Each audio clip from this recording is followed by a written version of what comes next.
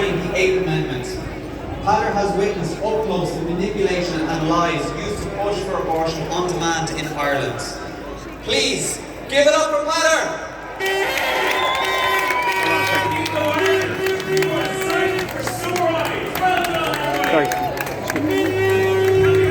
Cheer for the organisers of the Rally for Life. They are the real human rights people of this generation. And in a more enlightened time, people will look back and they will recognise that without a doubt. I just want to say a few things to you here today. We are in the middle of an enormous political battle here in Ireland. Political parties from the extremes are pushing for ever more access to abortion. Shockingly, there's been over 30,000 abortions in Ireland since the new law was introduced.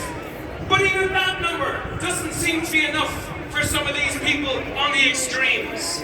And the truth is, these parties on the extremes are now coming after your democratic rights. They're coming after your rights to free speech. They're coming after your right to peaceful protest. They're even looking to ban silent prayer in certain areas for the first time since the penal times. The political establishment in Ireland is becoming increasingly authoritarian. Now, even the political parties of the centre, Fianna Fáil and Fine Gael, are captured as well. They set up the abortion review, but that review was a stitched-up recommendation review to deliver what they wanted. This review has said to get rid of the 3-day wait. Now let me tell you, abortion is an irreversible decision.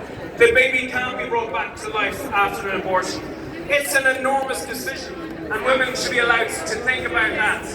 The human condition is we all make mistakes. The human condition is we more likely are to make mistakes in times of crisis. And absolutely, the 3-day wait has saved 4,000 lives in the last 4 years.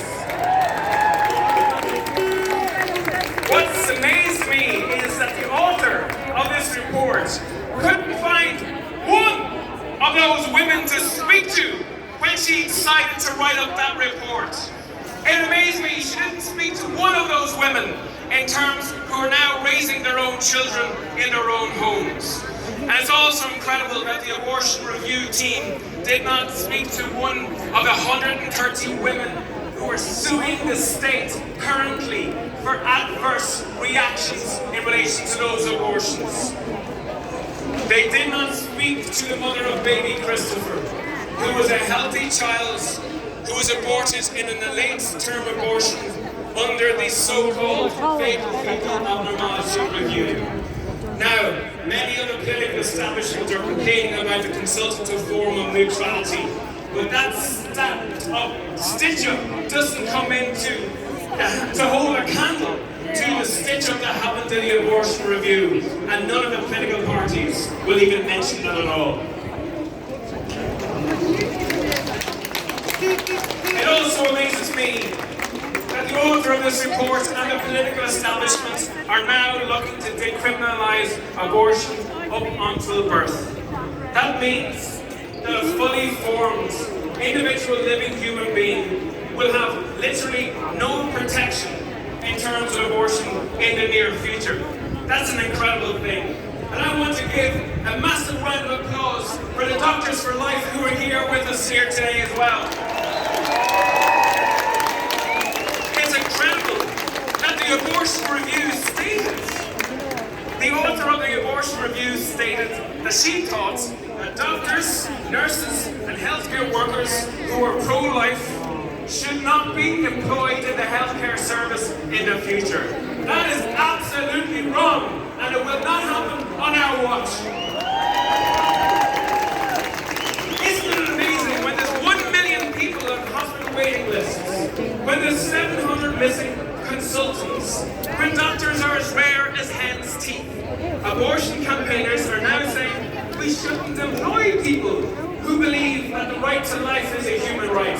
That proves, without a shadow of a doubt, that this is not about healthcare. This is about access to abortion only.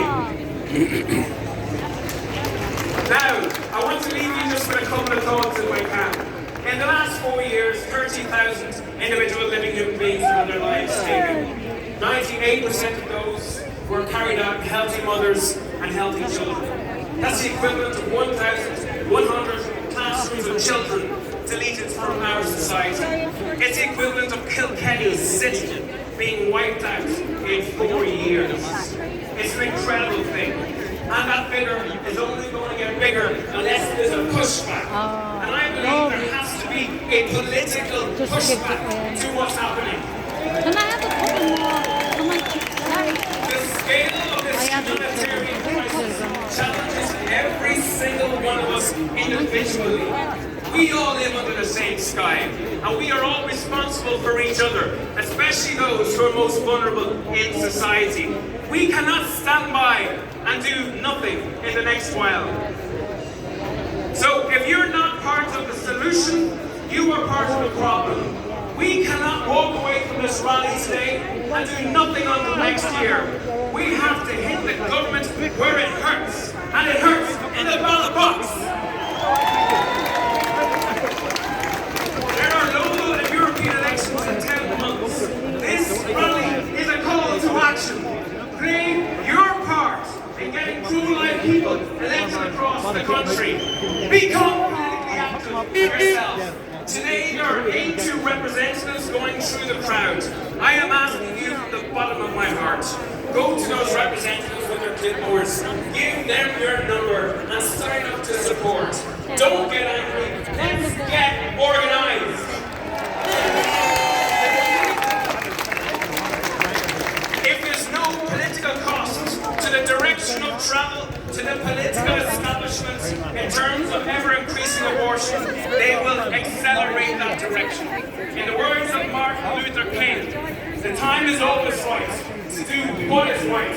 Get active today. You're a minimal over there.